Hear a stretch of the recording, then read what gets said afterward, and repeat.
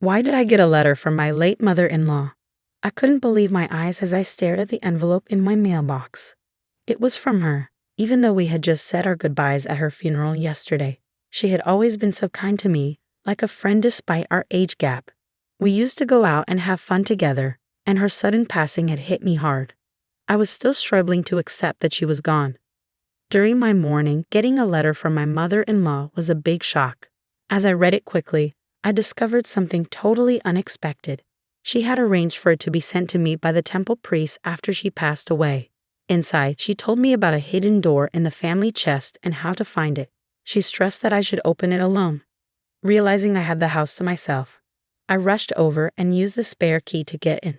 Following her instructions, I found the secret compartment and managed to open it. Inside, I found something incredible. I'm Nancy, 35, working as a web designer from home. My husband Tom, 4 years older, and I tied the knot 5 years back. We were introduced by a friend, and our bond remains strong. Sadly, we haven't been able to have kids yet. It's been tough, but my mother-in-law, also named Nancy, has been a source of solace. She always reassures me, saying there's no rush and suggests fun outings like trying out the new waffle place near the station. Her warmth and encouragement have eased my worries about not having children.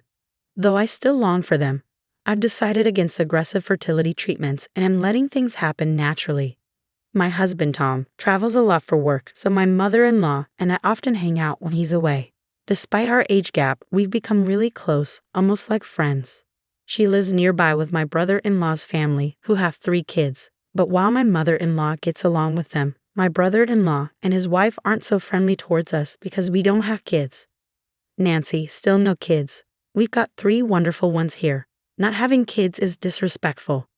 You should distance yourself from your mother-in-law. Amy, my brother-in-law's wife, often taunts, with Jason, my brother-in-law, joining in with mocking remarks about Tom and me. At first, my husband and I would argue back when my brother-in-law's family made those hurtful comments. But they never listened, so we started avoiding them instead. It's frustrating how they're so rude to us, but pretend to be nice around my mother-in-law. She has no idea what they're really like. We haven't told her because we don't want her to worry unnecessarily. Feeling worried, we rang the doorbell at my in-laws' house, but no one answered. So we used the spare key to get in. "Mom," my husband called out, but there was no reply. With a sinking feeling, we searched the house and found my mother-in-law collapsed in her bedroom. "Oh no," I gasped, rushing to her side while my husband called for an ambulance. My brother-in-law's family must have been out because no one else was home. The ambulance arrived quickly, but despite their efforts, my mother-in-law passed away at the hospital. It was a stroke. My husband and I were devastated by my mother-in-law's sudden passing. We cried endlessly, but there were practical matters to attend to, like arranging the funeral. We knew we couldn't dwell in sadness forever. The funeral was meant to be a family affair, with my brother-in-law taking the lead. Despite some reluctance from him, we all worked together to honor my mother-in-law's wishes. But throughout the preparations, there was a sense of unease with my brother-in-law. While he carried out his duties as the chief mourner, he seemed detached. After brief conversations with relatives, he would abruptly leave, leaving them offended. They would then glare at him as he departed. During the gathering after the funeral, my brother-in-law took the first seat and stayed put, ignoring my husband's attempts to engage him with the guests. He just sat there with his beer, and his wife did the same beside him. Meanwhile, my husband and I moved around, thanking everyone for coming and sharing memories of my mother-in-law. Seeing their parents lounging and drinking seemed to influence my brother-in-law's kids, who busied themselves with games, laughing and nudging each other. It felt more like a casual get-together than a mourning gathering. None of them seemed affected by my mother-in-law's passing, and the relatives noticed. They didn't bother talking to my brother-in-law's family and instead shared memories with my husband and me before saying goodbye. Despite the relatives' noticeable change in behavior, they carried on, ordering more beer, discussing inheritances, and even planning vacations during this solemn time. After everything my mother-in-law did for them, "It's just disrespectful," I muttered, feeling disdainful towards my brother-in-law's family. The next morning, my husband left early for some errands. As I went to check the mailbox for the newspaper, I found a letter addressed to me. Who could this be from? I wondered, surprised as I opened it and realized it was from my late mother-in-law. Why would she send me a letter? I pondered, returning to the living room to read it. Inside, I discovered something unexpected. It seemed she had arranged for the temple priest to send it to me after her passing. The letter contained instructions on opening a chest, accessing a hidden compartment, and the contact details of the family lawyer. And then a note. Please open it alone.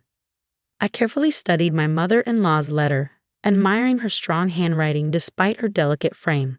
Taking a deep breath, I felt the weight of her words, reflecting her resilient spirit. Glancing at the clock, it read 9:30. The house should be empty now, I thought to myself as I prepared to leave.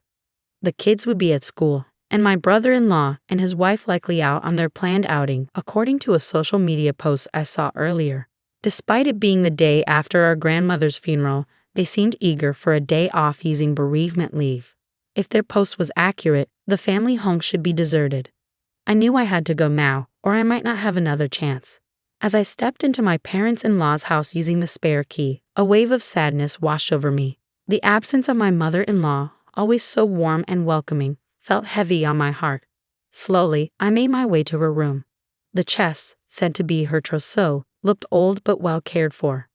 Following the letter's instructions, I opened it smoothly and found the hidden door at the back, just as described. Relief flooded me as I managed to open it safely. Inside, along with what the letter mentioned, I found another document. What could this be? I wondered, feeling my mother-in-law's love emanating from the papers. Tears threatened to spill, but I knew I had to leave quickly. I couldn't risk being caught there by someone returning home. After all, the letter had emphasized the importance of doing it alone. When I returned home with the documents, I reached out to the family lawyer mentioned in a letter to inform them of my mother-in-law's passing. Just as I was about to contact my husband and my brother-in-law's family to discuss gathering this weekend, an email from my sister-in-law arrived. It urged us to convene at my parents-in-law's house urgently for important news. What could she want to discuss? Despite feeling uneasy, declining seemed strange, so I accepted. That weekend, we nervously gathered at my parents-in-law's house. My brother-in-law and his wife wore smug smiles, and their children were conspicuously absent. As soon as we sat down, they presented a document, my mother-in-law's will. It bore her signature, leaving all assets to my brother-in-law and his wife. You see, we inherit everything, my brother-in-law gloated, his laughter harsh. While my husband looked stunned, I quietly excused myself and discreetly brought in the lawyer waiting outside. Who's this? My brother-in-law and his wife sounded puzzled as the lawyer entered. Even my husband, unaware of the lawyer's presence, looked surprised. This is the lawyer my mother-in-law trusted, I explained briefly. Gradually, confusion turned to anger on my brother-in-law and his wife's faces. A lawyer? Why bring them here? They demanded. It's part of my mother-in-law's instructions. She wanted the lawyer to help draft the estate division agreement smoothly, I replied. They protested loudly, insisting they didn't need legal assistance. My brother-in-law slammed the desk, gesturing to my mother-in-law's will. See, we have her will. We don't need a lawyer, he declared. The lawyer intervened calmly. Are you sure your mother wrote this entire document herself? My brother-in-law affirmed angrily, but the lawyer shook his head. This can't be recognized as a will. A holographic will must be entirely handwritten by the testator, he explained, pointing out inconsistencies in the document. The handwriting looked familiar, but the rest appeared to be printed, likely from a computer. The room fell silent as my brother-in-law reached for the will in front of him. But no matter what he did, the content remained unchanged, neatly printed in Gothic font. Huh? Suddenly, my husband pointed out something strange. Why is the back of the paper so clean? I examined it closely and noticed a discrepancy. The handwriting in the signature section was different from the rest. Could this be a forged will? My brother-in-law and his wife trembled at the lawyer's observation. We wouldn't do such a thing, they protested, but their tension was palpable. The lawyer warned forgery of a will is a serious crime. Their faces drained of color as they stuttered through excuses. The lawyer delivered the final blow. Nancy has a notarized will, making yours invalid. My brother-in-law and his wife were shocked. What? We never heard of it, they exclaimed. But I remembered the letter from my mother-in-law mentioning a notarized will hidden behind the chest's secret door. We were just as surprised. In the letter my mother-in-law sent earlier, she disclosed the hiding spot to us. Along with practical details, she explained her reasons for making the notarized will and why she shared it with me. She had sensed her health declining and prepared the will, suspecting that my brother-in-law and his wife might try to interfere with it. While I had thought my mother-in-law was oblivious to my brother-in-law and his wife's true nature, it seemed she had a faint inkling of their greed. The notarized will stipulated that the assets would be split equally between my brother-in-law and my husband. What? She did this? My brother-in-law and his wife were stunned, their eyes wide. Then my brother-in-law's demeanor shifted abruptly, and he exclaimed, "Ah, right. As the eldest son, I'm supposed to be the beneficiary of Mom's life insurance, aren't I?" His eyes gleamed with intensity as he spoke. I replied in a chilly tone, "In addition to the notarized will, your mother also left me the life insurance certificate, with myself as the beneficiary." Inside the hidden compartment of the chest, alongside the notarized will, was the life insurance certificate. My brother-in-law and his wife balked at the documents in disbelief, their eyes fixed on them. "I never heard about this. I had no idea," the lawyer interjected. "Changing a life insurance beneficiary doesn't always require notifying the previous one." Despite my brother-in-law's protests and table slamming, the lawyer intervened. Turning to me, my husband asked anxiously, "When did Mom entrust you with this?" I didn't know. I reassured him with a smile. "It was all in the letter I received from her. She wanted to tell you too, but she was worried about raising suspicion with your brother and his wife if both of us were involved. So she entrusted it to me alone." "I understand. It makes sense, considering how close Mom and you were," my husband remarked. As we spoke, my sister-in-law burst in, hysterical. "I can't accept this. Why should you, who didn't even show your children to my mother-in-law, inherit her estate? This is ridiculous. I won't accept it." My brother-in-law chimed in, his face reddening with anger. "Exactly. You have no right to Mom's estate. We lived here just for her inheritance. Splitting it equally. Don't make me laugh. It's all ours." My sister-in-law continued to shout, adding to his selfish claims. "We have 3 children. As compensation for not showing my mother-in-law any grandchildren, you should give all of her inheritance to our children for their future. We have given her 3 grandchildren, so we deserve it more. The inheritance belongs to us." Despite my sister-in-law's aggressive outburst, I remained composed. "Your arguments don't make sense. Let's try to calm down," I said calmly, but it only seemed to fuel her anger further. "Your calmness is so infuriating. Just give us the money already. You're worthless without children," she shouted, launching herself at me. My husband and the lawyer stepped in to stop her, but before they could, she landed a punch on my head. "Ouch!" I cried out in pain. "Stop it." My husband and the lawyer managed to restrain her, but she continued to struggle, demanding the inheritance. Her eyes were wild and her face contorted with rage. Meanwhile, my brother-in-law encouraged her, urging her to hit me more. Enraged, my husband called the police to intervene. When the police arrived, my husband and the lawyer briefed them on the situation. My brother-in-law and his wife were escorted away. We thanked the lawyer and decided to let him go for the day. What was meant to be a discussion about dividing the estate turned into chaos. We agreed to send a gift as an apology. My husband had been worried about my well-being since the incident, but he relaxed when I assured him that my headache had gone away. Reflecting on the tumultuous events, I sighed. It's been quite intense. Then my husband brought up something unexpected. "You know, Amy always seems to boast about her children and money," he said. It was true. My sister-in-law constantly flaunted her children and showed an intense fixation on money. During the previous argument about money, my sister-in-law's fixation on her children and money became evident. Her expression during the altercation was truly frightening. "You're right. It's a bit unsettling," my husband mused, falling into silence afterward. Sensing his unease, I asked, "Is something bothering you?" "Yeah, there's something on my mind. I'm thinking of suggesting it to my brother. I believe it might be wise to have DNA tests done for their 3 children," my husband revealed, surprising me. "DNA tests?" I echoed, taken aback. "Yeah, and I'm also considering proposing a background check on Amy. Something doesn't feel right. It's just a gut feeling," he explained. Though I initially thought it might be unnecessary, my husband's intuition had proven accurate before. "All right, if that's what you think, let's discuss it with your brother later." When my husband broached the topic with my brother-in-law, he reacted with ridicule and extensive yelling. "Just because you don't have kids yourselves, don't doubt ours," he shouted. However, before leaving, he demanded materials about DNA testing from my husband. It seemed my brother-in-law had his own thoughts on the matter. The shocking truth emerged from the DNA tests conducted between my brother-in-law and his children. It was revealed that 2 out of 3 of his children did not share his blood. I had my doubts about the youngest because their features didn't resemble either of us much.